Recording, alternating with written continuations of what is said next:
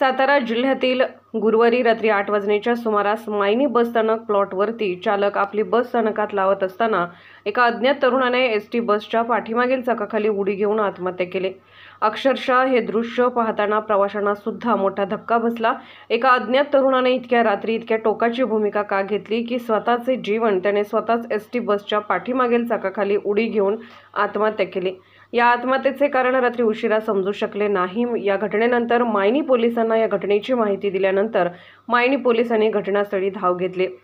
सदर या तरुण युवकाचा एसटी बसच्या चाकाखाली डोक्याचा चुराडा झाला होता। घटनास्थळी सदर प्रवासी आणि नागरिकांनी या घटनेची प्रवाशातून मिळालेल्या माहितीनुसार हा सर्व प्रकार समोर आला।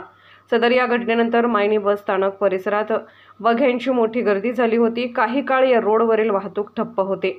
पोलिसांनी शेवटी गर्दी हटवावी लागली। ही घटना रात्री घडल्याने रात्री उशिरा घटनास्थळी पोलीस पंचनामा करत होते। मात्र हा तरुण सातारा जिल्ह्यातील निमसोड या गावचा असल्याचे घटनास्थळी नागरिकांनी सांगितले। सदर या घटनेची नोंद मायनी पोलीस ठाण्यात झाली असून पुढील तपास मायनी पोलीस करत आहेत।